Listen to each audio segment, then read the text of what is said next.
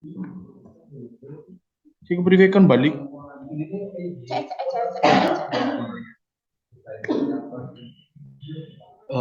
Baik, assalamualaikum warahmatullahi wabarakatuh.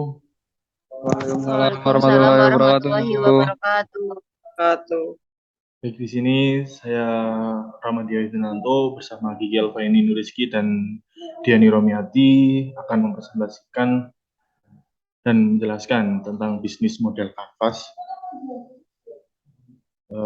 Bisnis model kanvas dari Umah Motret. Baik, topik pembahasannya yaitu yang pertama model bisnis, yang kedua bisnis model kanvas, yang ketiga analisis SWOT, yang keempat strategi bisnis. Baik, yang kita masuk ke poin pertama yaitu model bisnis.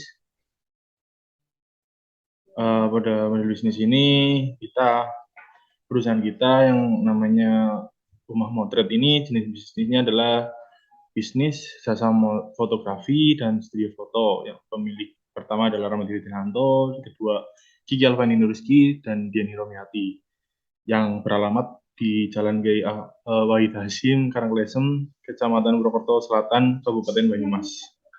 Kita masuk poin kedua yaitu bisnis model kanvas. Yang pertama, poin A, customer segment. Segmentasi pelanggan Umah Motret adalah semua kalangan masyarakat, baik perorangan, keluarga, kelompok, masyarakat, maupun perusahaan yang membutuhkan jasa foto dan studio foto dengan harga yang murah, namun tetap memiliki kualitas yang bagus. Selain itu, karena lokasi bisnis berada di sekitaran kampus dan sekolah, sehingga segmentasi pasarnya secara khusus menargetkan kalangan pelajar dan mahasiswa. Lalu di poin B ada value proposition. Umah Motret memberikan pelayanan terhadap jasa edit foto dan video, cetak foto, jasa fotografi dan videografi, studio foto, wedding, pre-wedding, buku tahunan, foto keluarga, kelas, grup, dan individu. Umah Motret mengutamakan pelayanan eksklusif kepada klien dengan mengikuti tren masa kini. Selain itu, Umah Motret senantiasa melakukan inovasi dalam rangka memaksimalkan pelayanan kepada konsumen dengan mengutamakan kualitas pelayanan yang prima dengan konsep latar serta kemudahan pemesanan jasa foto tanpa harus langsung ke studio agar konsumen loyal terhadap Umah Motret. Lalu di poin C ada channel utama yang digunakan Umah Motret adalah berbasis digital dengan penggunaan media sosial seperti Instagram. Penggunaan sosial media dikarenakan sasaran Umah Motret adalah mereka yang memang senantiasa menggunakan sosial media dalam kehidupan sehari-harinya. Channel lain yang digunakan adalah kontak langsung dengan konsumen yang membutuhkan jasa fotografi. Selain cara di atas, Umah Motret juga menggunakan pameran dan bazar lokal untuk menambah jangkauan pasar. Dalam kegiatan tersebut, Umah Motret membuka foto booth sebagai media pemasaran dan membagikan brosur, pamflet, dan flyer. Kerjasama dengan vendor dan event organizer juga dilakukan untuk meningkatkan pangsa pasar. Lalu di poin D, customer relation. Customer relationship yang dilakukan Umah Motret saat ini adalah memberikan pelayanan baik pra pemesanan maupun pasca pemesanan jasa fotografi. Pelayanan yang diberikan didasari pada aspek kenyamanan pada klien ketika mereka menggunakan jasa Umah Motret. Selain itu, Umah Motret selalu mengadakan promo serta memberikan potongan harga dengan persyaratan tertentu. Lalu ada poin E, revenue stream. Revenue stream Umah Motret bersumber dari jasa foto dan video, wedding, pre-wedding, buku tahunan, produk, perusahaan, dan lain-lain. Jasa edit foto, jasa penyewaan studio, penyewaan kamera, serta cetak foto. Lalu di poin selanjutnya ada key resource. Terdapat 4 sumber daya utama Umah Motret, yaitu fisik, SDM, finansial, dan intelektual. Sumber daya fisik yaitu bangunan fisik berupa ruko yang digunakan sebagai kantor dan studio foto Umah Motret. Selain itu, terdapat sumber daya fisik berupa peralatan fotografi dan studio. Sumber daya manusia yang dimiliki oleh Umah Motret meliputi tim fotografer dan pegawai administrasi. Sumber daya finansial berupa modal awal dan modal operasional. Terakhir adalah sumber daya kunci intelektual meliputi brand image yang sudah merekat di benak konsumen, pengetahuan tentang dunia fotografi dan videografi, partnership, dan database konsumen yang merupakan komponen yang penting dalam membuat model bisnis yang kuat. Lalu ada key activities. Aktivitas utama Motret termasuk ke dalam kategori operasi, production berupa aktivitas produksi, distribusi, pemasaran, dan administrasi. Aktivitas produksi meliputi proses produksi foto dan video baik dalam studio maupun pada tempat yang sesuai keinginan klien sampai pada proses cetak foto. Ada beberapa proses produksi yang dilakukan Motret, yaitu foto dan video wedding, pre-wedding, buku tahunan, wisuda, foto keluarga, kelas, grup, individu, baby, dan kids. Untuk aktivitas distribusi produk foto atau video yang telah jadi pada klien, dapat dengan bentuk fisik maupun soft file. Aktivitas pemasaran yang dilakukan oleh Motret adalah melalui sosial media dan word of mouth marketing. Aktivitas administrasi meliputi pembukuan dan pencatatan segala macam transaksi selama kegiatan usaha yang dilakukan secara manual pada buku jurnal. Lalu ada key partners. Motret menjalin kerjasama dengan beberapa event organizer dan wedding organizer, vendor persetakan, pemasok, persediaan material kemasan. Motret juga mengikuti kegiatan pameran dan bazar sebagai wadah untuk memasarkan jasa fotografi dan videografi yang dimiliki. Lalu ada cost structure. Cost structure Motret terdiri dari biaya tetap dan biaya tidak tetap. Biaya tetap terdiri dari biaya sewa bangunan, biaya keamanan dan kebersihan lingkungan, biaya gaji karyawan, dan biaya listrik. Keseluruhan biaya tetap ini termasuk biaya operasional dan produksi yang dikeluarkan oleh Motret dalam menjalankan roda bisnis.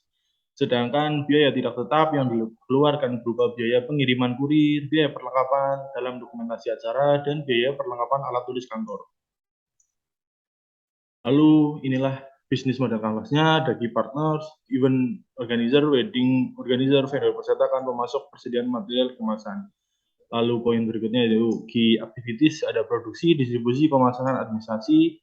Lalu ada key research yang meliputi fisik, SDM, finansial, intelektual.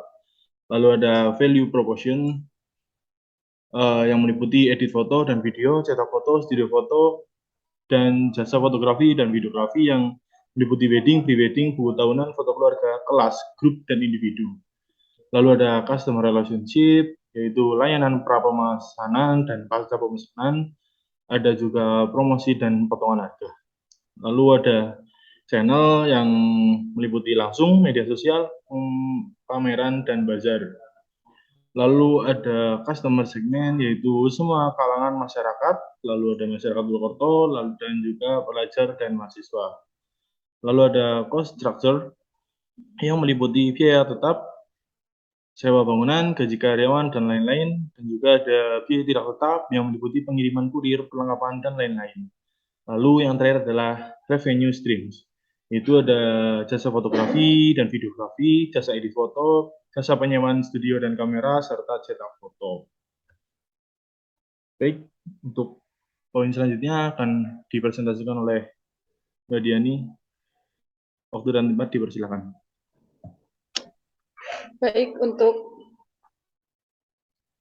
poin ketiga adalah analisis SWOT. Analisis SWOT yang pertama, strength atau kekuatan. Yang pertama, block customer relationship, menunjukkan banyaknya promo dan diskon yang diberikan. Kedua,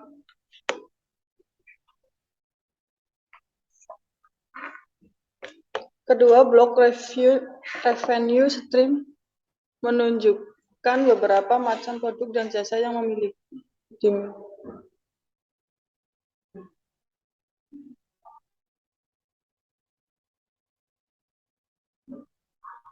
Yang ketiga, block key research, menunjukkan bahwa analisis SWOT. Yang pertama, strength atau kekuatan. Satu, block customer relationship, menunjukkan banyaknya promo dan diskon yang diberikan. Dua, block revenue stream, menunjukkan beberapa macam produk dan jasa yang dimiliki. Tiga, Dokai Research menunjukkan bahwa omah motret memiliki sumber daya yang berkualitas. Keempat, memiliki harga yang terjangkau bagi semua kalangan serta memiliki hasil foto yang memuaskan. Kedua, analisis SWOT weakness atau kelemahan. Poin pertama, lokasi yang masih menyewa. Kedua, ada beberapa peralatan yang belum begitu lengkap di studio. Berikutnya, ketiga, analisis SWOT, opportunities atau peluang. Yang pertama sih, belum banyak studio foto di sekitaran Kecamatan Purwokerto Selatan. Kedua, lokasinya berada dekat dengan beberapa sekolah, kampus, dan instansi pemerintahan. Yang ketiga, Padakai Partnership menunjukkan bahwa Omah Motret memiliki banyak rekan kerjasama yang dapat menambah kapasitas Omah Motret. Keempat, ada analisis SWOT threats atau ancaman. Pertama, kompetitor semakin banyak. Kedua, kompetitor yang sudah lama berdiri membuat masyarakat lebih mengenal dan memilih mereka. Dan poin keempat adalah strategi bisnis. Yang pertama, strategi SO. Satu, diversifikasi usaha dan peningkatan hubungan baik dengan pelanggan. Dua, meningkatkan kualitas konten fotografi dan videografi dengan memanfaatkan kemajuan teknologi fotografi. Ketiga, mendesain studio fotografi dan videografi sesuai tren yang ada dan selalu diperbarui desainnya. Keempat, memperluas jangkauan kerjasama dengan pihak eksternal dan peningkatan keahlian anggota tim secara konsisten dan berkesinambungan. Yang kedua, strategi ST. Satu, melakukan pencarian investor potensial untuk membantu pengembangan usaha. Kedua, meningkatkan kualitas pelayanan terhadap para klien. Tiga, melakukan peningkatan kerja yang semakin profesional dan industri fotografi di dalam industri fotografi. Ketiga, strategi WOW. Yang pertama, meningkatkan bisnis usaha fotografi dan videografi melalui penetrasi pasar. Kedua, membangun website perusahaan. Tiga, memfokuskan pemasaran secara digital. Keempat, menggunakan jaringan network untuk memperluas pangsa pasar. Yang keempat, strategi WT. Yang pertama, menjalin kerjasama yang lebih baik dengan komunitas freelance di Purwokerto. Dua, membangun fasilitas fotografi dan videografi serta membangun sistem perusahaan yang lebih solid. Yang ketiga, merancang iklan dengan media promosi yang tepat dan sesuai target audiens agar dapat memperkenalkan Omah Motret kepada masyarakat. Sekian presentasi dari kami. Ada pertanyaan?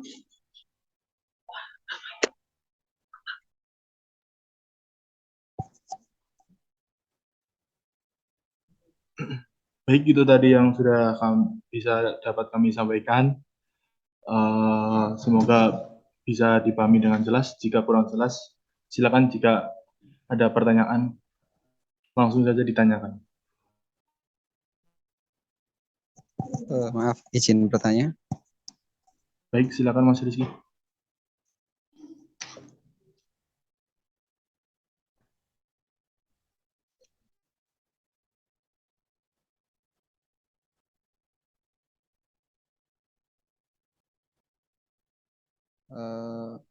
Oke, pertanyaannya itu kenapa memilih bisnis foto studio?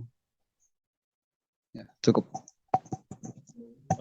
Baik, itu pertanyaannya ya, kami tampung terlebih dahulu. Apakah ada pertanyaan lagi?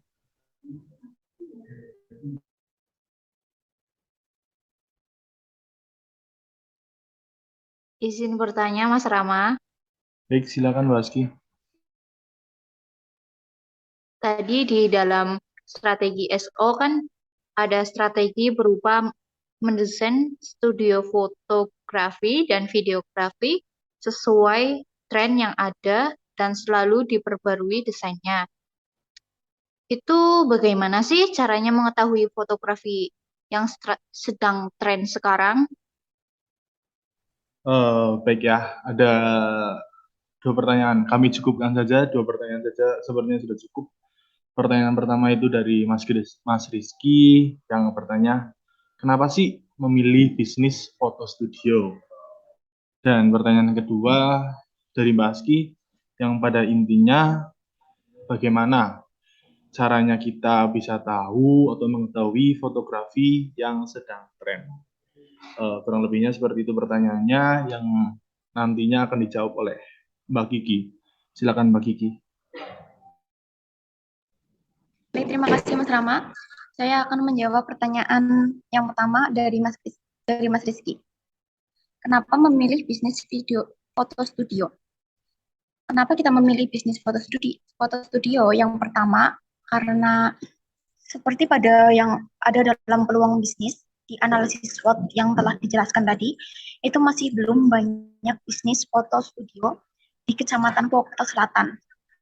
Yang kedua, karena bisnis tersebut itu sedang tren dan banyak diminati khususnya di kalangan anak muda.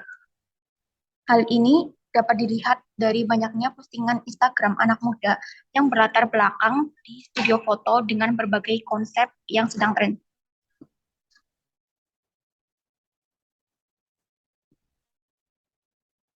Kemudian untuk pertanyaan yang kedua dari Mbak Aski, bagaimana caranya mengetahui fotografi yang sedang tren? Itu dari beberapa cara ya. Yang pertama itu yang pasti dengan cara memantau media sosial dan apa yang menjadi tren dan viral di kalangan pengguna media sosial. Yang kedua, selalu melihat referensi dari media sosial, studio foto, atau media sosial kompetitor. Yang ketiga, meminta saran dan review dari pengguna terkait konsep yang telah disediakan. Kemudian yang terakhir itu membuat sesuatu yang berbeda dengan kompetitor dan inovasi yang baru. Misalnya, sekarang yang sedang tren itu konsep self-foto, tapi belum banyak studio foto yang menerapkan konsep tersebut. Itu yang bisa saya jawab. Mungkin kembali ke Mas Rama. Baik, terima kasih Mbak Kiki sudah menjawab pertanyaan dari teman-teman kita semua. Semoga apa yang sudah dijelaskan oleh Mbak Kiki dapat dipahami oleh Mas Rizky dan Mbak Aski. Begitu saja yang dapat kami jelaskan dari kelompok kami. Kurang lebihnya mohon maaf. Wassalamualaikum warahmatullahi wabarakatuh. Waalaikumsalam.